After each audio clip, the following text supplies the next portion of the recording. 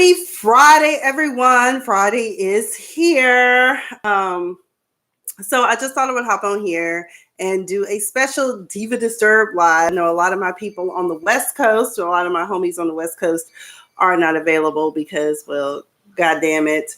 Hello and good evening to you on Periscope.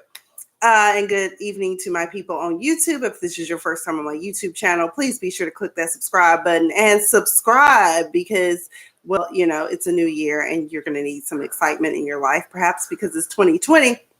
And you might as well enjoy it because we're probably all going to get blown away anyways. Thanks to that orange man in the White House. Why the fuck would you pick a fight with Iran is beyond me. But okay, by the way, I will tell you though, Iranian men can be very nice and generous. I used to date one when I was 18. Anyway, oh, and also I forgot to mention this. This is a Diva Disturb. We're going to talk about some other topics as well. But we're going to talk about R. Kelly as the prime one. But as you know, at the first of the year, the world lost basically garbage. Nick Gordon OD'd. How ironic and coincidental, I guess, would be a better thing.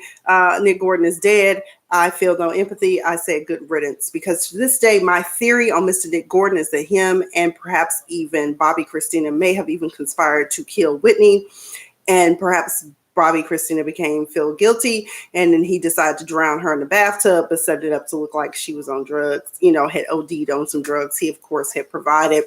And then he, you know, now he has met the same fate. So I say good riddance. I mean, I know that's somebody's family member, and maybe they really did love and care about Nick Gordon, but whatever. But anyways, let's get into this R. Kelly. Now, many people are shocked and appalled that there is a season 2 of this docu-series that Lifetime has put out. Andrea Kelly, who also is a victim of R. Kelly, whether she cares to concede to it or not, because it's very obvious that he did a great job of trauma bonding her. Because at one point she was like, I hate him. And now she's like, I didn't have anything to do with this latest installment. Okay, girl, but you signed a waiver saying that they could use your image and commentary for any and everything. So you should have considered that at the time when you signed that documentation. So that's how they're able to use your footage that they previously recorded. Because when the episode began, my question was, is this a rehashing and extended conversations that did not make it into the first installment? Well, no. By the time we got to the second installment, the second hour, I know this thing was going to be 2 hours. I said, oh, Jesus, I'm glad they aired this when I'm off at the first of the year because I don't know if I would have made it into work. Plus, I had to have a drink afterwards. But it would seem that there are more victims. And why are any of us surprised? They introduced us to some new people. They introduced us to white people, Becky and Carol. Okay, no, Jan and what's her sister name? Lindsay and Jan or Jen or something. Shit, I don't know. Them heifers. He must have been paying them really good because they loyal to a fault, honey. He would never. And I'm just like, I hate when people who know people that are like pedophiles and kill people and all this. Some people always like, oh my God, he would never say never, honey. You don't know people. We don't know what people are capable of. We don't know what goes on behind closed doors. People be having secret rooms, cameras, everything going on. I wish Lifetime would stop airing the ignorance of his oldest brother, Bruce. Bruce, baby, your brother. Okay, I know you love him, and it's hard for family members sometimes to separate themselves from the shit that they fucked up family members do. Let's just be real about that, because I've seen it in families. People look the other way. They want to bury that shit, and it's like, no, we need to talk about the trouble with Robert. The trouble with Robert is this. We learned between Bruce and his youngest brother, Kerry, we found out some new information. The neighborhood uncle, Mr. Henry, at one point molested R. Kelly as well and exposed himself to all 3 brothers. He did some inappropriate things to Robert to the point to where his mother did in fact call the police. He was arrested, but prior to being arrested was beaten brutally in front of everyone in the neighborhood because everybody's like, you don't touch a child like that, man. That's not cool. Mr. Henry bonded out, got to the mother, paid her $5,000 for her silence. This, I believe, is how Robert now deals with the things that he does to other people. He feels like, well, if I victimize them, I can just pay the parents by the silence, regardless of the damage that I've done to them. Hurt people hurt other people. And that is what is happening with Robert Kelly. Any of us who have studied human behavior can pretty much pick on that's what happened. The prey becomes the predator. So that's one aspect. Then they further talk more about the fact that R. Kelly was molested by their older sister who used to often watch them. We knew that, okay, already from the first installment. And I said it in my commentary before, and I'll say it again. When Robert is raping, molesting, sexually assaulting these young girls, his sister is about the age when she began to molest him and his brothers. Every time he does that, he is in his mind raping his sister and taking back the power she took from him. It is not right what he is doing. It is very much wrong, but I'm trying to paint the picture of how these people in our society can be created. He is a narcissistic sociopath. That is why some of his victims, when you listen to him, they will say things like, I wanted to go back. I wanted him to ask me back. I wanted the Robert that I met in the beginning. Well, the Robert that you met in the beginning was just a guise. He was a decoy to get you to fall in love with him, and then the real monster came out. He wanted to use and abuse you and manipulate you for his own amusement. That is the bottom line with people like Robert Kelly and countless others, possibly even Woody Allen, Roman Polanski, Harvey Weinstein, Bill Cosby, you name it, okay? I wish they would do Surviving Harvey Weinstein. I mean, these people weren't underage, but damn, he was taking advantage of these young people. I wish the surviving Corey of the Coreys would speak out about what really happened to him and who are the Hollywood heavy hitters that used to pass him and the other Corey around like they were a fucking joint, okay? People don't talk about that, but we need to talk about that too, because everybody's like, oh my God. And the problem with the Black community, as we've all stated and said with the Black community, is that we are taught so much to forgive, and that it is very hard for us to even let one of our own face the punishment that they need to face. Okay. So, but let me get into more of what happened. After the first installment, video surfaced of R. Kelly talking mad shit about how they should have caught him 30 years ago, how all this shit should have went down. And I was like, nigga, they done caught you now, and I don't think you gonna get out. You been locked up. They won't let you out, nigga. You ain't getting out. I don't think you are. I don't see it for you, bruh. You ain't getting out no time soon. So, let's see. What else happened? We talked about Mr. Henry, how his mother, I just still can't get over the fact that the sister did what she did. At one point, Bruce, I believe it was talking about a female pastor came to visit with R. Kelly that he was really digging and following. And he confessed to this pastor that he had a problem and that he needed help. What help did she offer and provide? Where is this pastor? And can she give us some insight into what happened? Because if he always knew he had a compulsion and a problem, and he had been asking for, I really truly believe that R. Kelly may have asked for help. But when one of the record executives, I think it was in the second hour, made mention of the fact that his managers or owners of Jive Records was like, he's the one that keeps the lights on, I think they probably just pushed R. Kelly to continue to do what he did and allowed the monster to be fed. They were just complicit in something that they knew. Also, another thing that needs to be addressed is the fact that people are vilifying the parents. I truly believe that not all, but some parents, perhaps, were involved and complicit in allowing R. Kelly to take advantage of their daughters. I do. I don't think all parents are, but I think some of them are.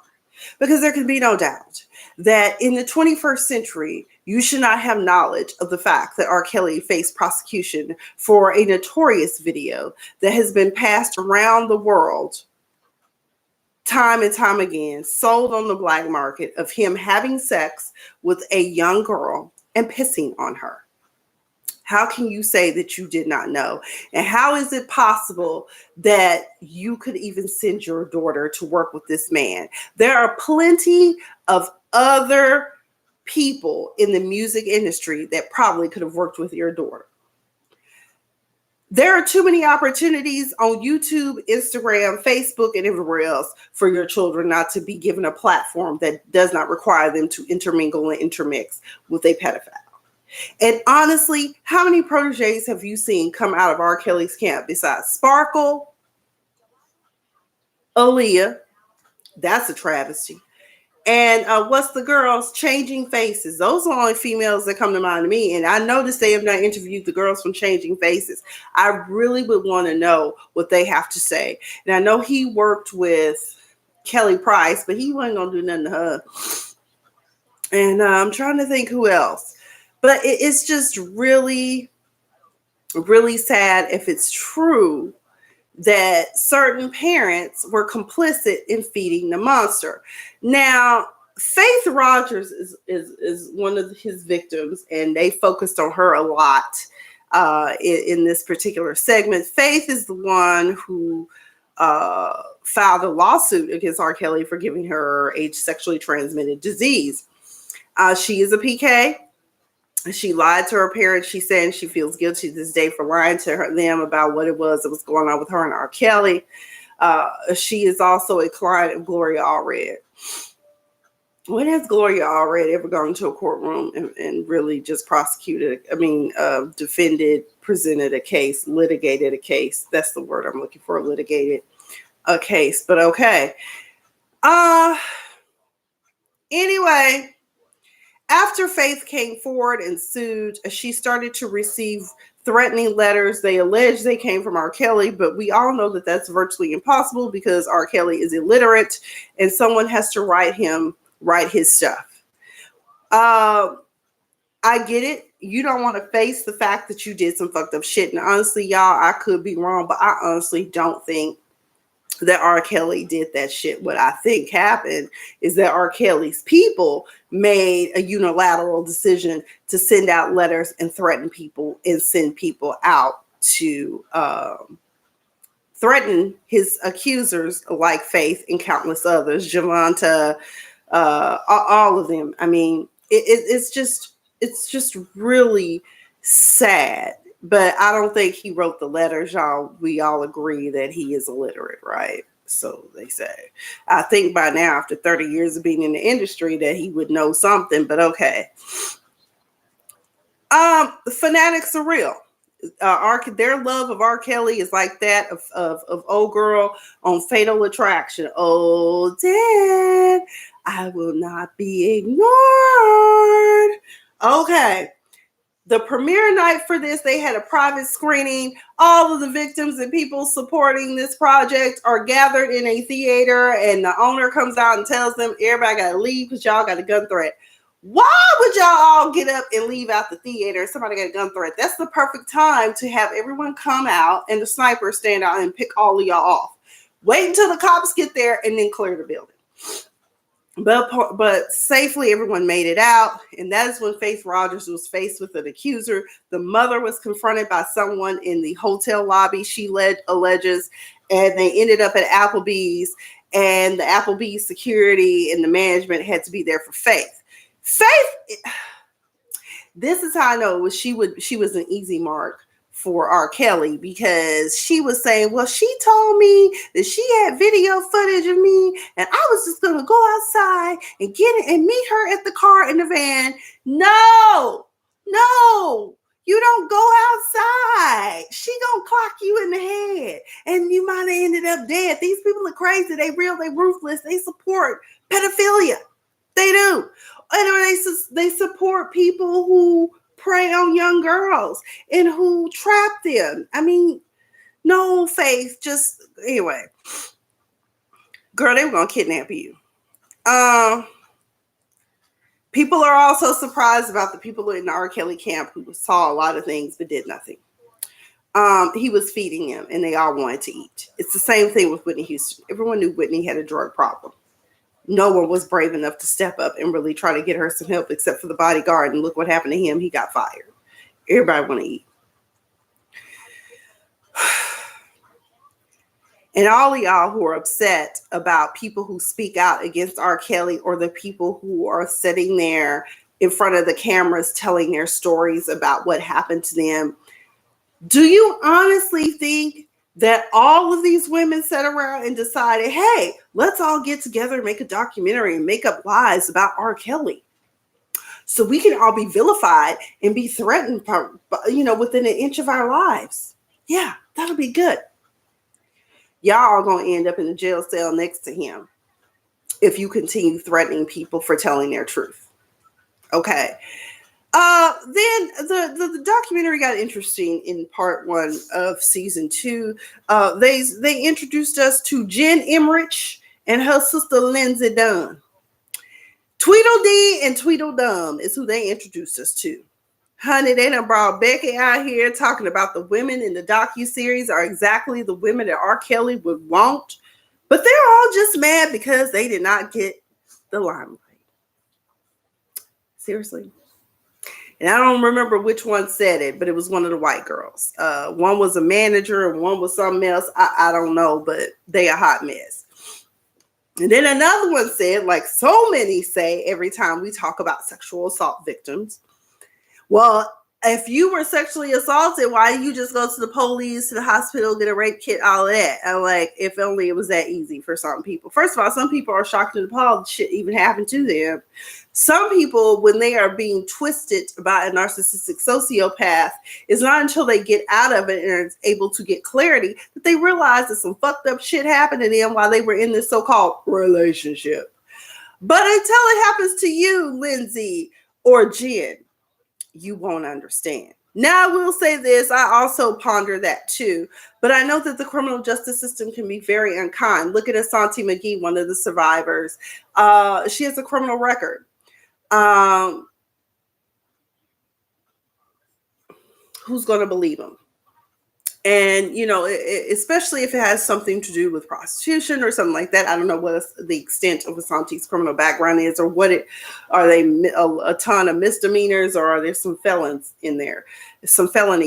But what I do know is that I have questioned it too, because shockingly, Damon Dash also appears in this documentary. And, he has a recent case where a cinematographer, or photographer or whatever, has now accused him of sexually assaulting her in his home while she was a guest in his home. She was inappropriately touched, allegedly, and she has filed a civil suit against him versus that of having him face criminal prosecution. Okay.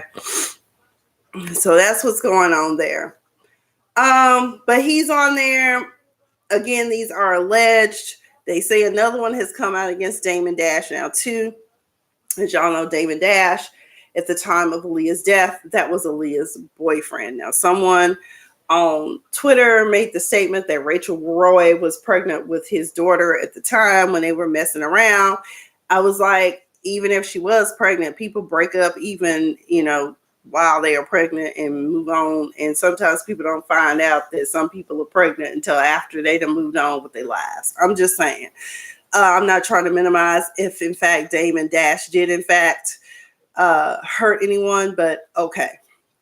Now, what's interesting about Jen and Lindsay is that with smirks on their faces, they denied emphatically that they had anything to do with the smear campaign against the victims called Surviving Lies, I think, which, in fact, paints all of the victims in a negative light.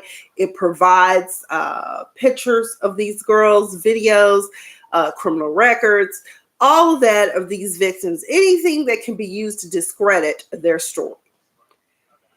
People, let me tell you something. If Lindsay and Jen are found out to have been distributing these nude pictures or pictures of these young women in compromised positions, they too can be prosecuted. So of course they're going to deny it. Okay. So I just think that it's really unfortunate that you all set up here and act like, oh, we work for R. Kelly and he would never do anything like that at all. And I'm just like, of course you gonna say that because he probably still paying y'all. Explain that. So now we move on to part 2, where we enter what they call the settlement phase of things, where R. Kelly is spending tons and tons of money to make all of these claims go away. We are introduced to a young lady named Tiffany Hawkins, who Miss McLean, the music teacher, who is rumored to have also been complicit in feeding R. Kelly young girls. She claims she didn't know he was out like that, but you let him come into your classroom and plucking off little girls right then and there. But okay, Miss McLean, you old and in the winter of your life, bless your heart, baby. But Tiffany Hawkins, who was the perfect prey for a predator like R. Kelly. Her mom and them wasn't really around.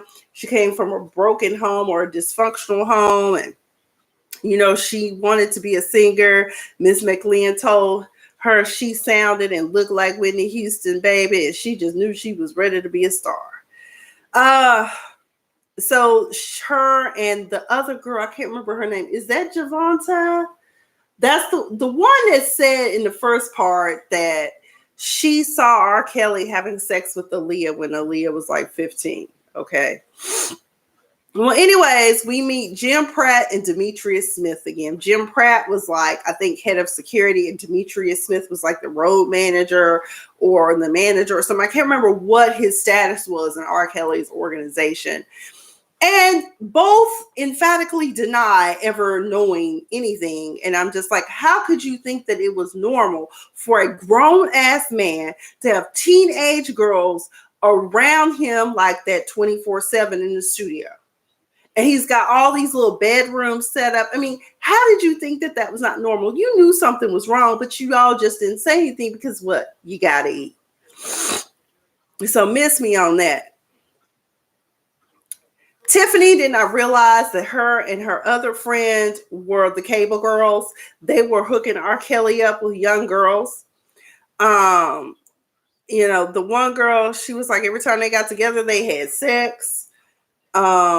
Tiffany didn't like having sex with R. Kelly, but it was just part of what was going on. I think he had threatened her or something. I don't remember exactly, but in every setup, when you have someone that is messing around with a teenage girl who this teenage girl has access to other young women, they'll always ask them to bring the friends by the studio. And that's what happened. Then we talk more about Aaliyah and how that went down. But what I can't understand, and see, I was a teenager at the time when it happened. So to me at that time, I just kind of was like, oh my gosh, she's like so young. Why would you marry R. Kelly? I didn't think anything of it. But now that I'm older and I'm like, why didn't they do anything then? You knew that it was wrong. They say Aaliyah's father found out about it and shut that shit down as soon as he found out. And after that, I think that's when Aaliyah ended up going to work with Missy Elliott and Timbaland. Okay, which makes sense. You got to separate that child. I mean, that was bad, man. That was just all bad. And Hollywood just looked the other way. And now she's dead and gone and never really got to tell her story. Damon Dash says that all that Aaliyah ever said was that he was a bad man. Now, we can't really rely on Damon Dash's feedback because Damon Dash was still working with R. Kelly, I think even after the fact. When he knew, I think he appears in the video Fiesta. And, no.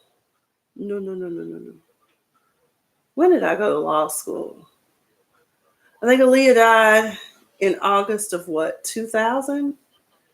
So, okay, yeah. So Damon Dash didn't get with Aaliyah until like 1999, 2000. So he may not have known. I don't know. I have to look and see when Fiesta came. Yeah, I was an undergrad. Because my sorority sisters, they did a step show to one of the songs off of that double album that R. Kelly did. So either way, people keep dragging Damon Dash for it. But I think after he found out, I think that's when he stopped fucking with R. Kelly, for sure. And then Tiffany talks about seeing one of the TV lawyers. First of all, let me tell y'all something about these TV lawyers, these billboard lawyers. 9 times out of 10, most of them are not interested in litigating. They're interested in settling your case. No offense to anyone, because you got to make your money. Because let me tell y'all something. I'm sitting on over $270,000 in student loans for going to law school and still can't practice law because I'm not licensed to practice just yet. I understand. So get that money. But just be forewarned that anytime you're dealing with attorneys who are these billboard attorneys, who are these attorneys that, is a strong arm, the hammer, the nail, 9 times out of 10, they're not interested in litigating your case. They're interested in settling it and getting 33 1/3 to 50% of the proceeds that you receive from your lawsuit. So Susan Loggins, I don't know why anyone thought it would be a good idea to go to her, but I mean, the threshold of proof in a civil case is much lower than that of a criminal prosecution. So that's why even OJ, Nicole Brown's family was able to get him and countless others. So, Susan, did what was best for herself at the time and her self-interest and maybe even for the client. I don't know. But the guy who is the one who has been relentless, the writer that has been relentless, Jim, he was even saying, she just said it was a large number of cases that she took on that, ended in settlements for R. Kelly. Excuse me. Let's see what else. So we already talked about the narcissistic sociopath. Y'all excuse me. I am so sleepy. The weather here is it has been raining for 3 days. Okay. And I'm just like, oh my God, I'm so tired. When the infamous sex tape came out, R. Kelly told one of the record executives, the one that learned that R. Kelly is the one that keeps the lights on, that his twin brother was actually the one who was in the tape. And the executive realized after he had talked to him, he said, he talked so good to me. Hell, I didn't even think to ever ask him, well, did he ever tell me he had a twin brother? I was like, God damn, the nigga was slick. He may not be able to read and write, but the nigga was slick. So, let's see what else. And I'm glad that Carrie did not fall for the okie doke, because I get it. Am I my brother's keeper? Yes, I am, but I'm also not stupid. Okay. I wish Carrie had let that tape come out where it was discovered that R. Kelly had sex with young girls. Okay.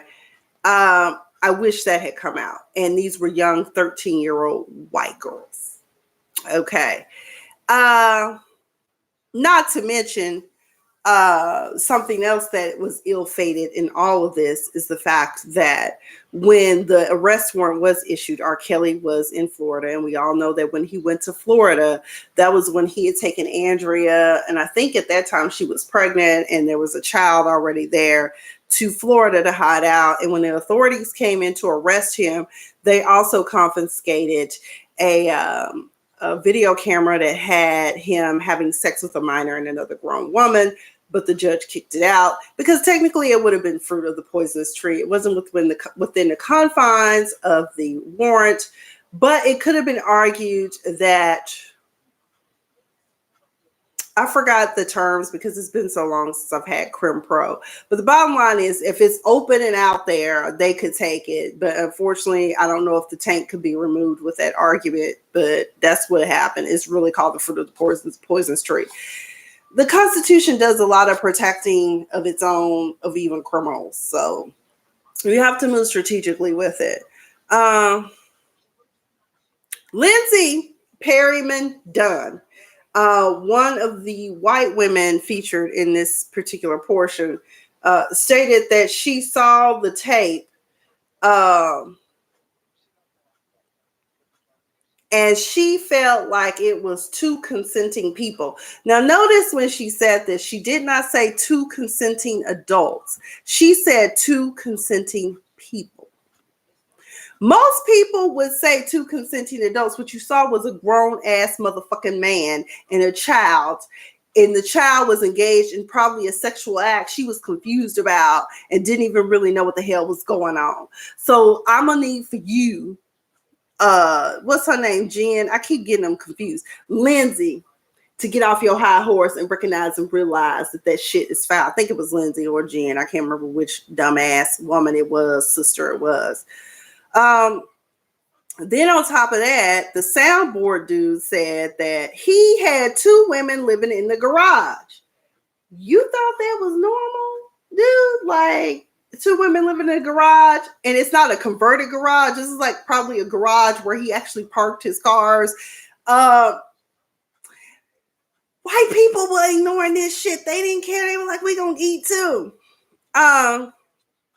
So I don't understand how you can say two consenting people when a child that is not of the age of majority cannot consent.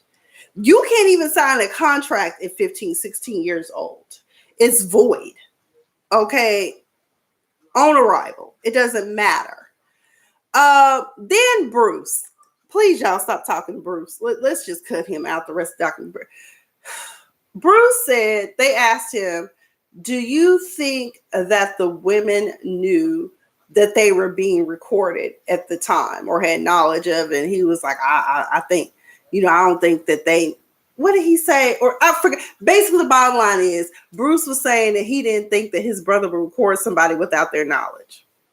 Then they asked him, did he do? And he was like, well, did he was like, no, he would never do that to me. And they were like, well, did he record you? And he was like, yeah, he caught me with the threesome. And I didn't even know he had done it until he showed it to a bunch of us in the audience. Like it was an intimate audience at the house. And he decided to put it in and show people his brother having sex with two other women. Carrie took the tape to R. Kelly, the one where it showed him having sex with two white girls, and they destroyed the tape. Carrie, you should let that tape out after the way your brother tried to throw you under the bus for his own safety and protection. Now, at the end of this episode, we had the braider. Come on and braid my hair. Come on and braid my hair. He got her too. And she is crying. I don't even know what he did to her. Well, of course, we know it probably involved a sexual assault. But I'm like, what the hell happened, girl? I mean, and then they cut it off. But I guess we'll find out tonight. Bottom line is this, y'all. R. Kelly is a sexual predator. You can spin it however you want to. There could be no doubt that he is not very gifted and talented. He has given the world some great songs, but those songs came at the expense of someone else's unhappiness created by him. He's in jail now. I don't think he'll ever see the light of day. It would take like a total miscarriage of justice for him to get out at this point. And I think this is right where he needs to be. He's in the best place they can be, where perhaps he can get some clarity and get some help for the compulsions that he has. All of this is just part of what happened to him in childhood, and he never bothered to get help for it. And unfortunately, no one ever wanted to step up and say, Robert, enough is enough.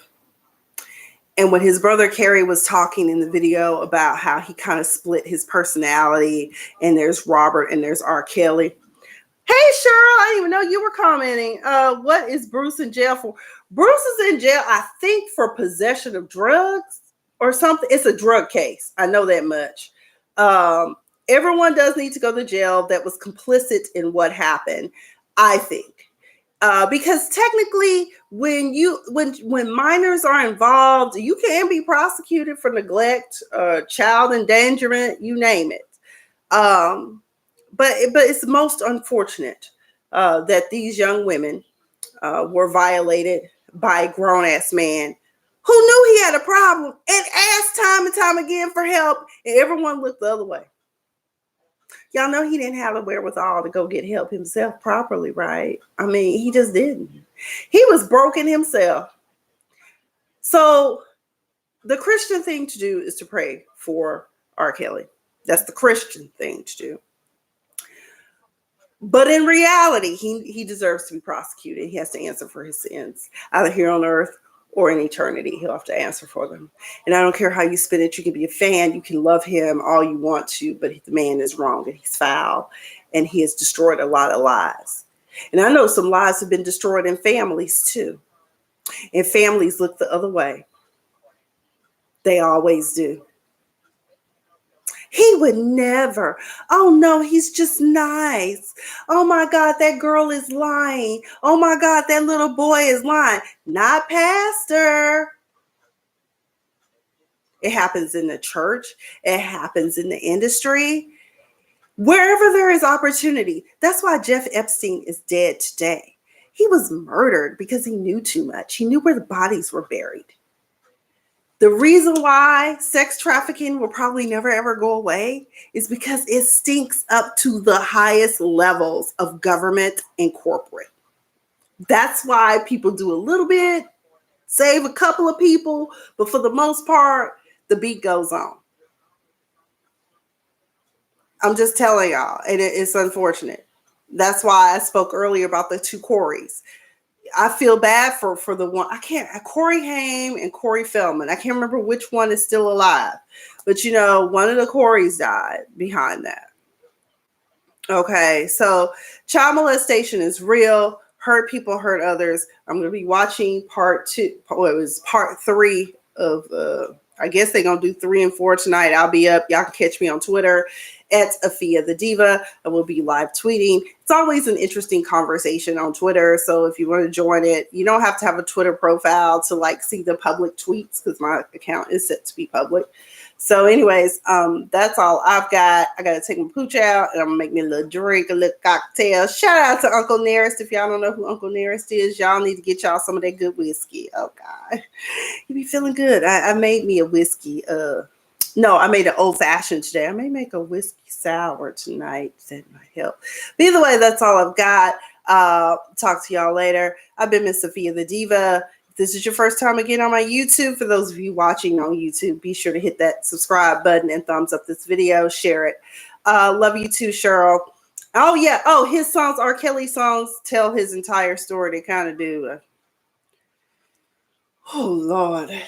I really do love that Maxwell song. Fortunate that R. Kelly wrote it. Okay. Anyway, but y'all be sure to subscribe to my YouTube. Share this if you want to. Comment down below. And I'll be back tomorrow night to talk about the second installment before the third installment on Sunday. God, this is going to be... Oh, but I can watch Power after midnight on Saturday. Okay, I just thought about that. Okay, I got it because I got to work out my how I'm going to watch TV on Sunday because, Power come back. But that's all I got. As I always like to say, chin up, buttercups, the sun will come out. I promise you. But until then, in the meantime, in between time, stay fabulous.